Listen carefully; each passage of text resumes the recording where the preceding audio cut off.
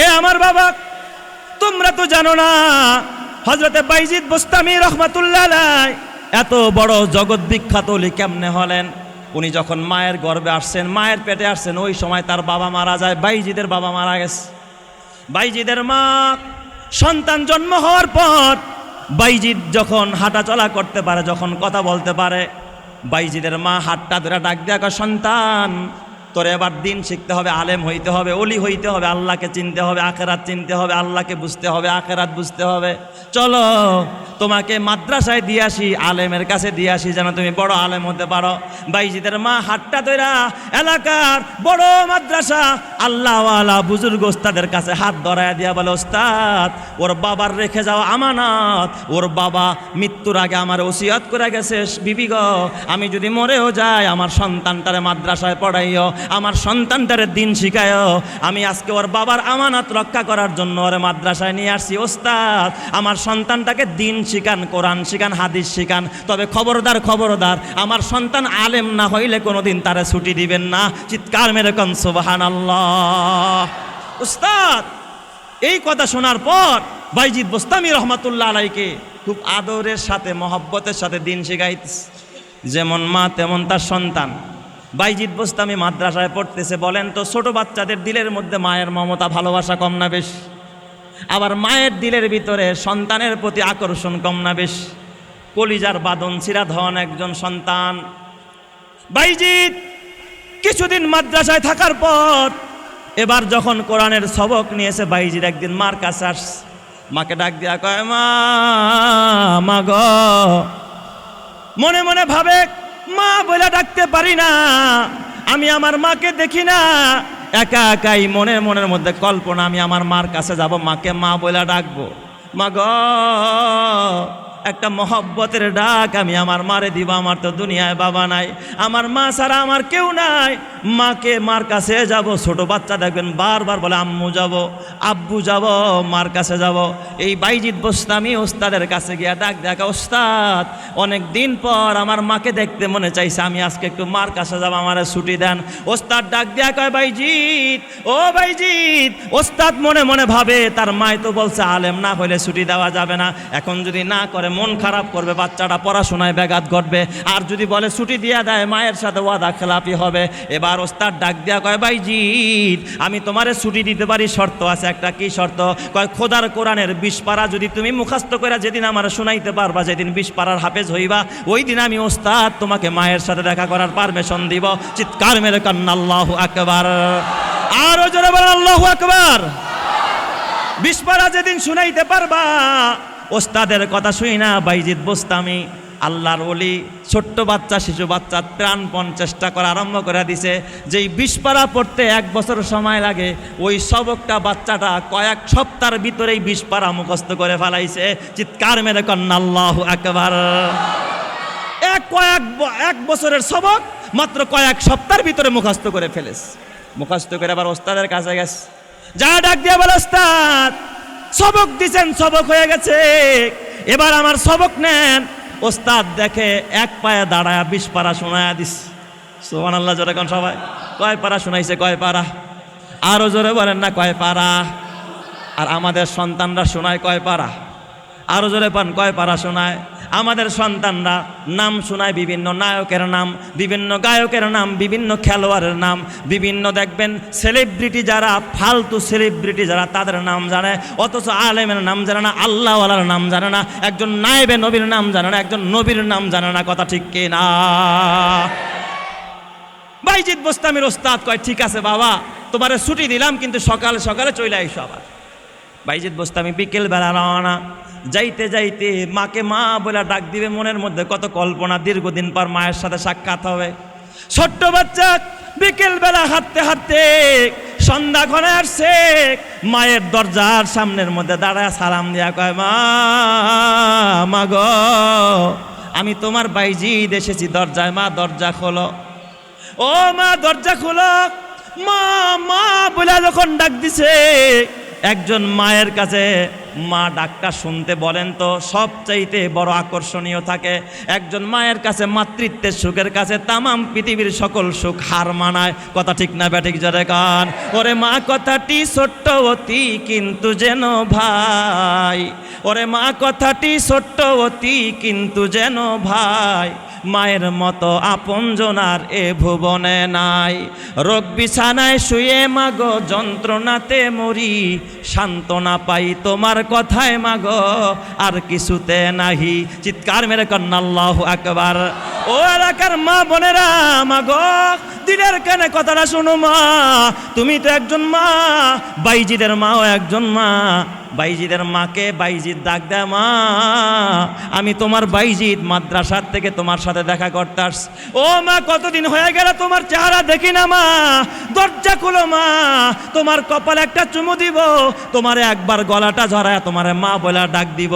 বাইজিদের মা ভিতরে থেকে দরজা না খুলে ডাক দিয়া কয়, না তুমি আমার বাইজিদ না, কারণ আমার বাইজিদ তো আলেম না হয়ে কোনোদিন আমার বাসায় ফিরবে না। তুমি যেখান থেকে আসছো সেখানেই ফিরে যাও।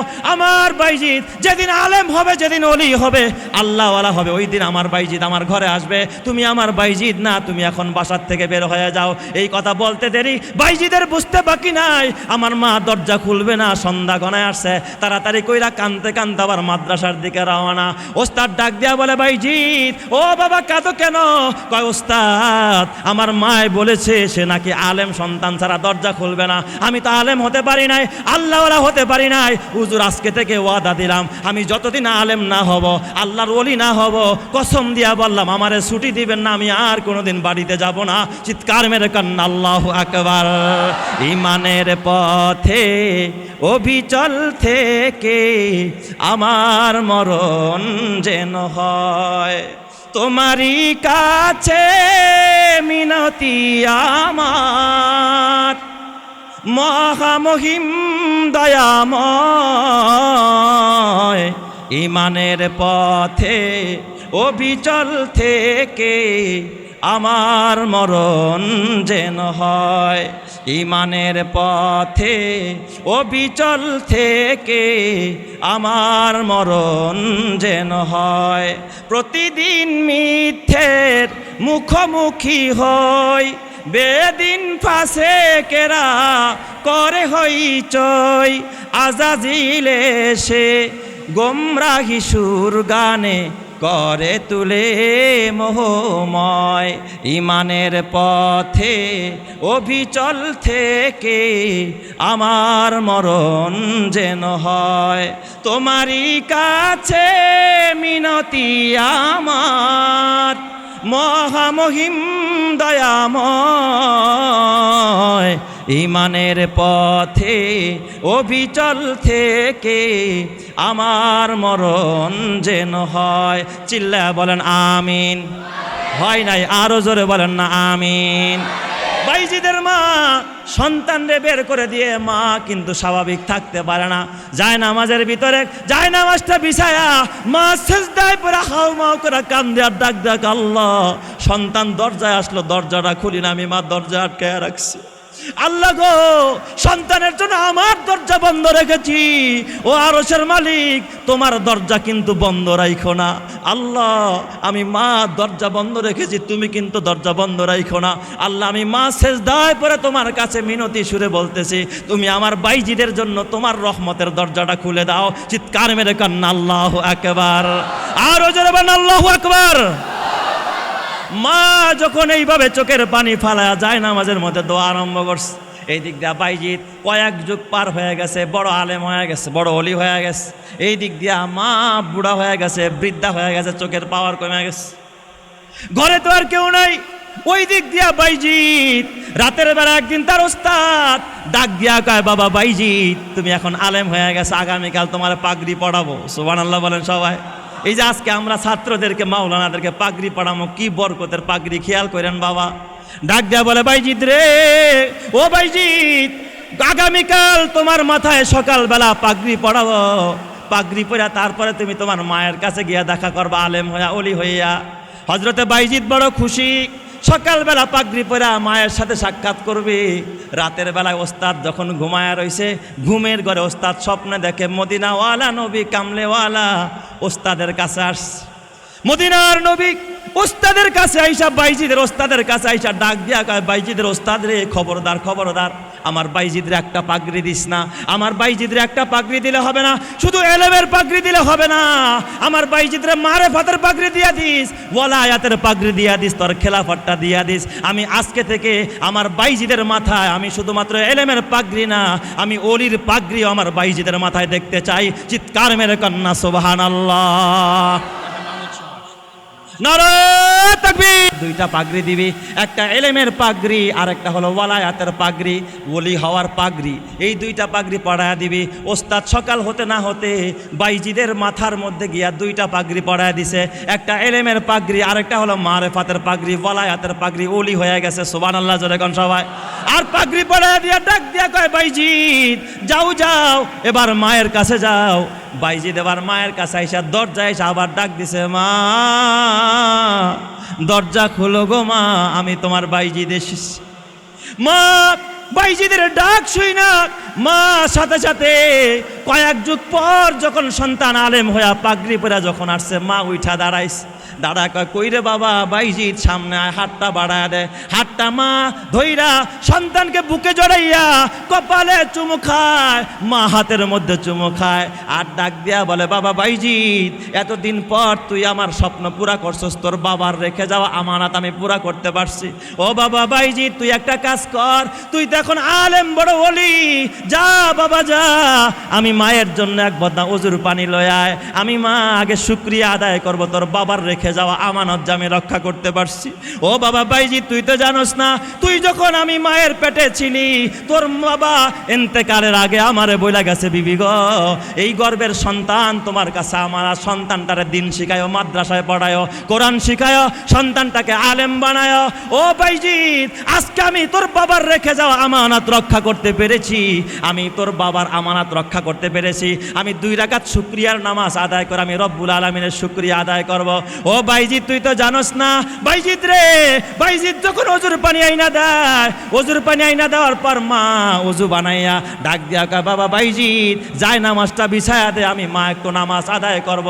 মা এবার 2 রাকাত শুকরিয়ার নামাজ আদায় কইরা সেজদায় পড়ে ডাক দিয়া, আল্লাহ, আমি আমার স্বামীর আমানত পুরা করেছি, সন্তানটাকে আলেম বানাইছি, তোমার রাস্তায় দিয়েছি, আল্লাহ তোমার মারেফাতের নূর আমার সন্তানের সিনায় দিছ।